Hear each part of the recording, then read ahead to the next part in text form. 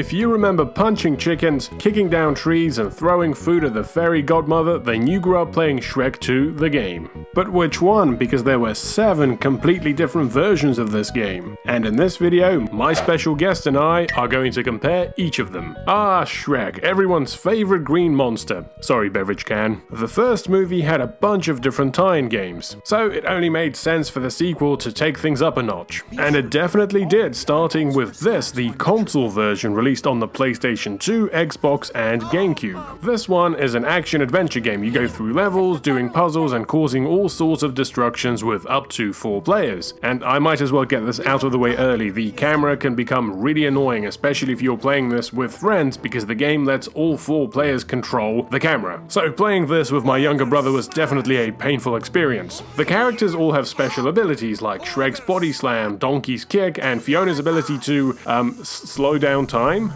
Sure, why not? And again, this ability is terrible when playing the game with your stupid younger sibling who just keeps spamming it. Also, for some reason, the developers took the effort to animate Fiona's cleavage bouncing when she runs. Hold on, what's the age rating on this? 3+. Okay, sure, why not? The sound-alike voice actors they use for this game are decent, although the guy voicing Shrek is doing more of a fat bastard impression. I'll stuff you like haggis! Get in my belly! The levels are filled with nice little details. For example, early on you will encounter the Merry Men, and then proceed to beat the shit out of them. Look, they even have the accordion player, who you also beat up. And speaking of violence, the first level actually ends with the swamp being overrun by chickens. So at first I thought you have to chase them, you know, like in the Zelda games. A chicken must first be stunned. Then it can be thrown or hit into the container. Oh wow, so let me get this right. First you've got to punch the chickens, and then throw them straight into the boiling cauldron? Yippee! Alright, next level. Hold on, is that the Deku tree? So, how do we get past it? Oh, you've got to beat the crap out of it. This game has some kind of an obsession with death and destruction. You kill all those innocent snails and turtles in the swamp, then the merry men, then boil all those innocent chickens alive, and now you're destroying these trees, who have faces! And for some reason the level ends with Donkey riding the dragon. Look, when you're playing a tie-in game, you kind of expect them to be loose with the adaptation. But come on! We're 2 levels in and I don't remember any of this happening in the movie. Okay, so eventually you do reach Far, Far Away Land. Finally, something I do remember from the film. Oh god, it's Shrek Theft Auto. Look, you can even pick up the pedestrians and chuck them into the fountain. I've got to say, the NPCs in this game aren't the brightest bunch, or the most varied, so this level really is just a GTA clone. It actually has a star rating that goes up the more damage you cause. So the next couple of levels are your standard 3+ children's movie tie-in stuff, you know, barely avoiding being cut by saws, tightrope walking over meat grinders, boss battles consisting of these insidious contraptions, you know, all good fun. This game does kind of have a Conker's Bad Fur Day vibe about it. So Shrek and Donkey eventually get captured like in the movie, and it's up to the side characters to rescue them with a good old-fashioned prison break. Ah look, Little Red Riding Hood and the Big Bad Wolf are on the same team. If they can put their difference aside, then there's hope for all of us.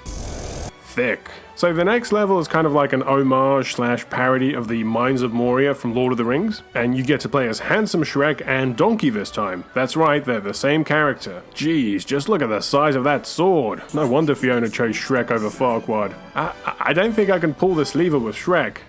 Oh, no, I can. Incredible. Alright, so back to Far, Far Away where the team helps the giant gingerbread man make his way to the castle. Oh jeez, why do these characters move so slow? Look, Shrek's on a horse and the tiny gingerbread man is keeping up with him. And then we have the final battle against the fairy godmother and her endless army of trolls and goons. I could never beat this final part growing up, it was just too hard. There are a few bonus levels, like the one where you fight hordes of pumpkins, or the one set in Colombia from BioShock Infinite. Overall, this game is probably best played co-op. However, just like Jedi Power Battles, make sure to pick the other players wisely, because their ability, or lack thereof, can greatly increase or decrease the difficulty of this game. Objectively, it's definitely not the best game ever made, but for a licensed game, it's surprisingly decent. There's a varied selection of characters which control different enough to warrant using them. The level designs are also pretty varied, especially the hero time segments, and they're definitely challenging, especially for a kids game. The controls and camera could have been better better though, and for God's sake, why are all the characters so slow? So this version was also released for the PC as Shrek 2 Team Action, and the reason for that is because there was already a Shrek 2 for the PC, which was a completely different game developed by a different studio. This game is a lot more self-aware. Look at this! Coins just floating in the air. Over here, over there, up in the air. There's some even hidden in the crate. The gameplay is a bit slower paced, and there's generally a lot less going on around you. You mostly make your way through linear levels, jumping and punching and occasionally pulling levers. And if this game looks familiar, that's because it was developed by our friends at No Wonder, who did the first 3 PC Harry Potter games. And Shrek 2 definitely borrows a lot of elements from them. For example, the Spongify platforms are now lily pads, while the save books are now fairies. Hey, I'm Roy, your save fairy.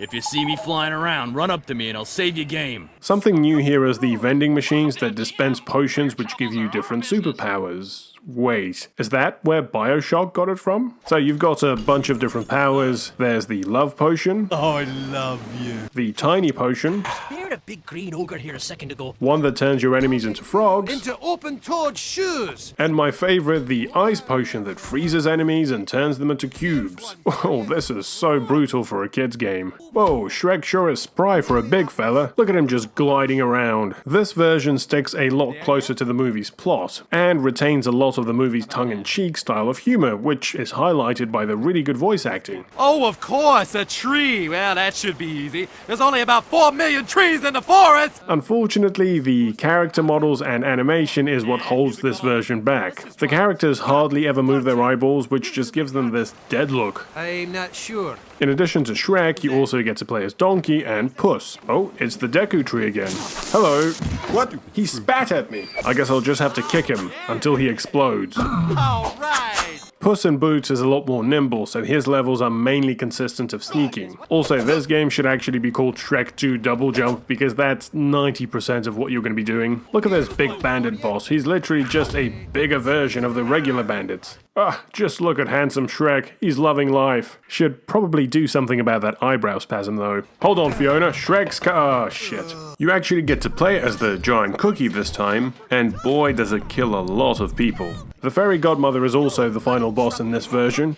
Oh Jesus, why is she so huge this time? And how am I even supposed to fight her? Oh, I see, you don't actually stab her with your weapon, you throw food at her. Of course, how stupid of me.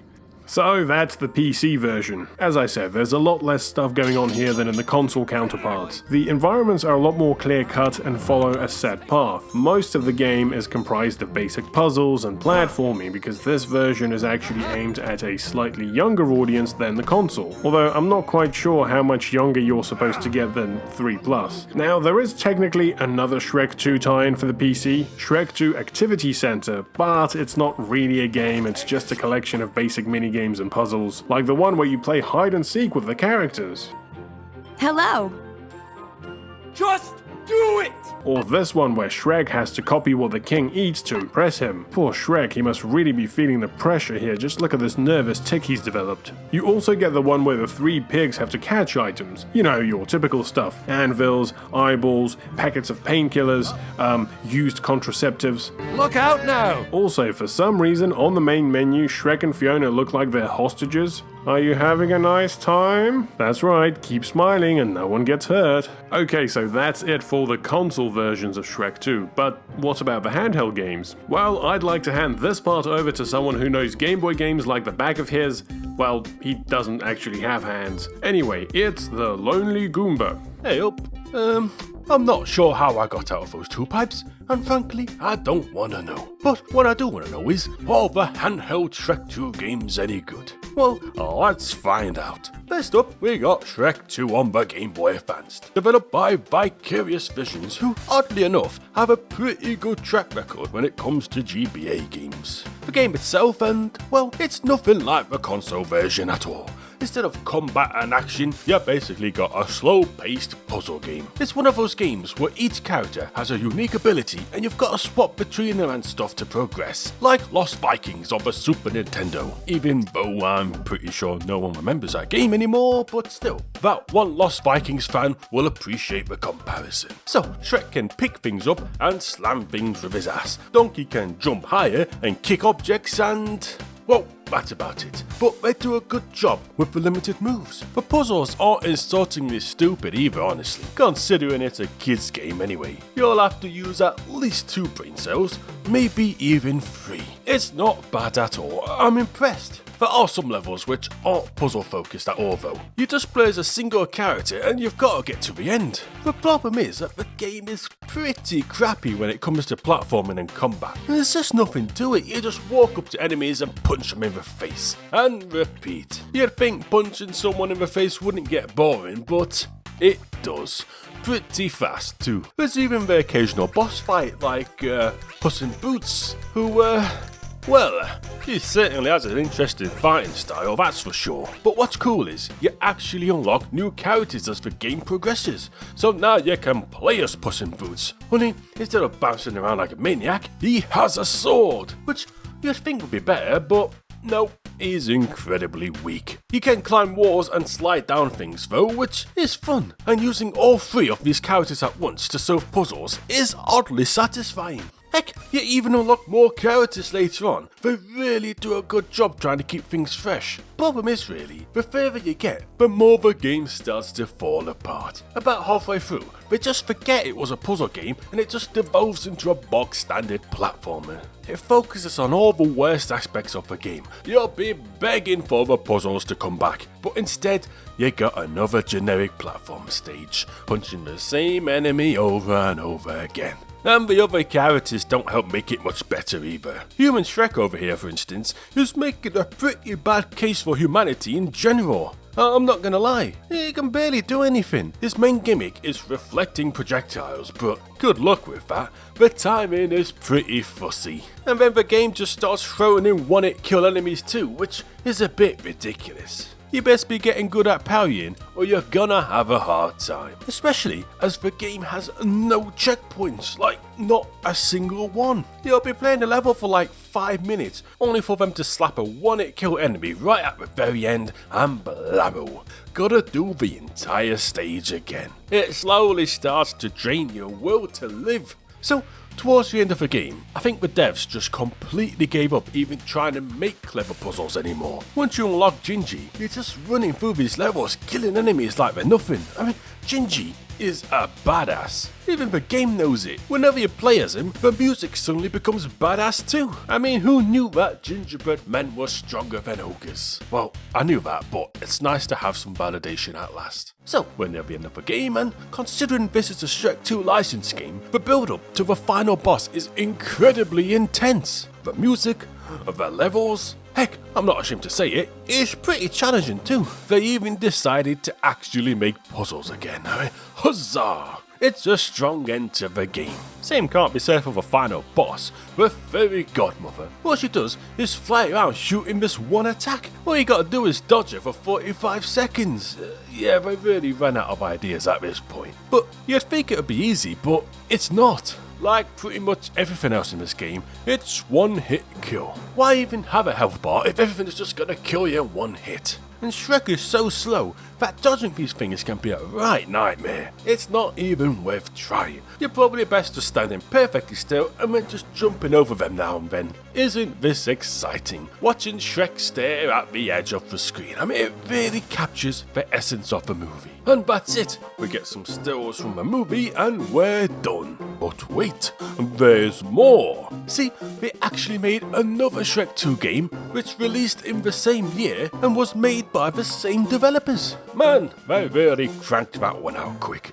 I'm talking about Shrek 2, A Beg for Mercy. Basically, they made a Puss in Boots game using the same engine as the last game. It's pretty much a prequel to Shrek 2 really, giving some backstory to how Puss in Boots met Shrek. Only instead of puzzles and swapping characters, they took the worst aspects of the previous game and made an entire game based around it. It's almost entirely platform and combat focused. Luckily, there are some improvements, I mean thank God. First up, Puss has a much better moveset. He can double jump, throw, block, climb vines, cling from the ceiling, and even do a diving attack which you'll probably only do once the entire game. Heck, you can even stun enemies by doing that cute little face from the movies. Less cute in blurry pixelated form, mind you. The thing is alright, despite being a Puss in Boots game and all the improvements and attention being on Puss, you still play as Shrek and Donkey for a bunch of it anyway. And they play the same as the last game, only the levels are way worse this time. They actually really quite suck. They're super short and lacking in any design. A lot of them are just a case of walking forward and punching and not much else. It's bizarre, frankly. It's like they made a pretty decent Puss in Boots game, realised it was only 20 minutes long, so haphazardly slapped together these Shrek and Donkey levels to pad it out. Heck, pretty much all of the levels cover plot points and level themes from a previous game anyway. What is the point? The actual Puss in Boots levels, though, aren't too bad. There's a lot of new enemies, there's plenty of new assets, and the control's good. But there just isn't enough of it. And man, the game is really short. There's like, 20 levels, and most of them are Shrek levels anyway. The game is less than an hour long. Seriously, they really half-arsed this one. I'd be pretty upset if I spent money on this, if I'm being honest. I think I've had longer shits. But if you fancy wasting an hour of your life, you could do worse. Talking about doing worse, we're scraping the bottom of the barrel now with the Shrek 2 Java mobile games. And man, yeah, this is bad. So the aim of the level is to collect all the rubber ducks for some reason. See, the whole game is about climbing ladders really. The problem is, the simple act of climbing a ladder barely works, and it's so frustrating getting him to climb the bleeding things. I mean, imagine basing an entire game around climbing ladders, and then you have the climbing control like ass. I mean, you had one job. Puss in Boots is here too, and bro, he ain't messing around this time. He really wants those rubber duckies to himself. It shouldn't be too hard beating Shrek though, considering he's as frail as a leaf. Everything kills him. You can't even fall down more than an inch before you start losing health. It's pathetic to see. They're taking fall damage to the extreme here. There's a second stage too, and I'm probably the first person on the planet to see this. What's funny is, you can just keep walking right forever, endlessly, it just never ends. Oh boy, I bet the developers are losing sleep over that blunder. The third level though, and they spice things up a bit. Now you've just got to reach the end within the time limit. And this almost resembles an actual game. I'm sure the 3 people on the entire planet who got this far really love this stage. And then there's the final boss, which, oddly enough, is almost the same as the GBA game. You just gotta dodge the attacks till the time limit runs out. Only, it's nearly impossible. She basically guns you down. You die before you even know what happened. Even the tried and true method of standing at the edge of the screen doesn't work. I mean, we're in trouble now. But eventually, I did it. And it's done. So, what did I think? Well, it's complete garbage. I mean, I'm like 50% sure this is just some unlicensed bootleg, honestly, but still, we're moving on to the final game. Unlike the Game Boy Advance version of Shrek 2, they made a Puss in Boots game for mobiles too, titled Shrek 2 The Adventures of Puss in Boots.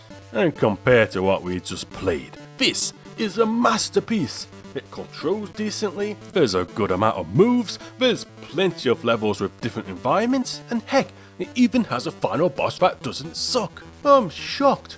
But for a Java game, this is actually really good. It's just a solid platform game. And to top it off, when you press up, you actually climb the ladder. The madmen did it. So yeah, that's all of the Shrek 2 handheld games, and it's a bit of a mixed bag really, but it's not too bad. The less said about that Java game though, the better. Dear lord, that was bad. So there you have it, every version of Shrek 2. Wow, I'm pretty sure this is a new record. We've never had a game with 7 different versions before. And I'd like to give a special thanks to TheLonelyGoomba for helping me get through all these games. Please check out his channel for a bunch of awesome handheld game reviews. This video is actually a part of a collaboration Goomba and I are doing, so if you haven't overdosed on Shrek games yet, then check out this video on his channel where we go over every single Shrek game for the Game Boy. As always, thanks for watching. Please remember to like, subscribe, hit the bell, and follow me on Twitter. See you next time.